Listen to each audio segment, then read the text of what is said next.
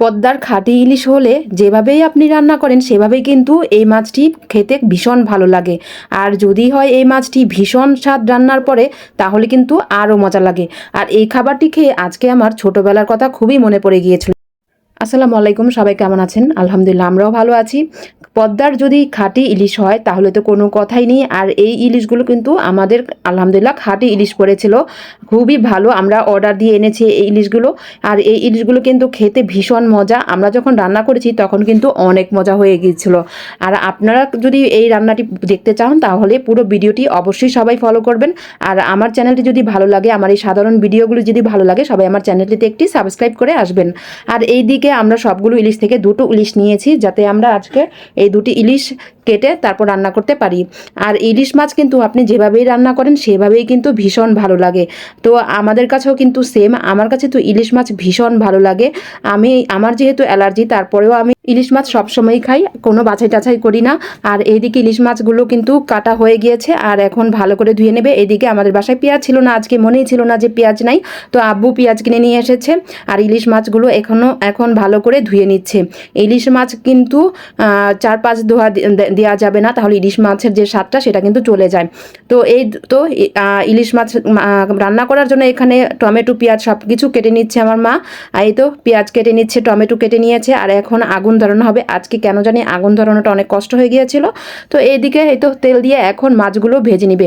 গ্রামের মানুষরা নাকি ইলিশ মাছ রান্না করলে মাছ ভেজে নেয় না, মাছ কষিয়ে তারপরে একবারে রান্না করে, সেইটাতে নাকি একরকম স্বাদ। কিন্তু আমরা কিন্তু হালকা ইলিশ মাছটা একটু হালকা ভেজে নেই, আমার কাছে একটু ভেজে নিলে ভালো লাগে। তো ইলিশ মাছটা কাঁচাও রান্না করলে ভালো লাগে, কাঁচা যেটা কষিয়ে রান্না করে সেটাও ভালো লাগে। আসলে ইলিশ মাছ বলে কথা, ভালো খাঁটি ইলিশ মাছ হলে যেভাবেই রান্না করুক সেভাবেই কিন্তু ভীষণ মজা হয়। তো সবগুলো মাছ একসাথে ভেজে নিচ্ছে এখানে। আর আজকে তো প্রচণ্ড রকমের গরম পড়েছিল, মাটির চুলার সামনে রান্না করতে ভীষণ কষ্ট হচ্ছিল, সবাই তো ঘেমে একাকার হয়ে যাচ্ছিলাম, এমন অবস্থা হয়ে গিয়েছিল।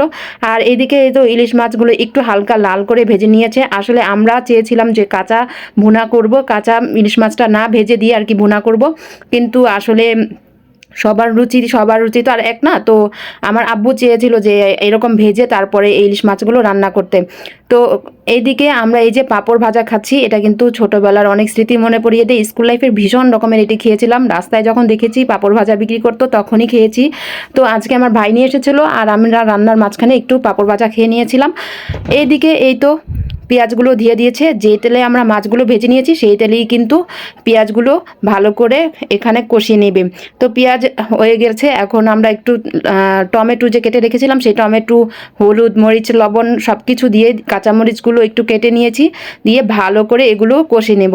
আর আমরা কোনো পানি দিব না। তারপরে এখন ভালো করে কষিয়ে নিয়ে ভাজা ভাজা করে কষিয়ে নিলে এটা বেশি মজা।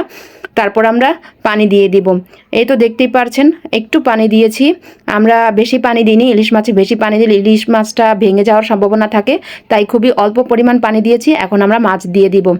আর এত ভালো এই মাছটা কি বলবো, মাছটা অনেক ভালো পড়েছে, খাঁটি পদ্মার ইলিশ পড়েছে, তাই মাছটা আসলে অনেক স্বাদ। যখন আমরা ভাত খেয়েছিলাম তখন বুঝতে পেরেছি যে মাছটার আসল স্বাদটা কি, ভীষণ রকমের মজা। তো একদিন আমরা ভেবেছি যে ইলিশ সর্ষে রান্না করব, সেটা ভিডিও একদিন নিয়ে আসবো ইনশাল্লাহ।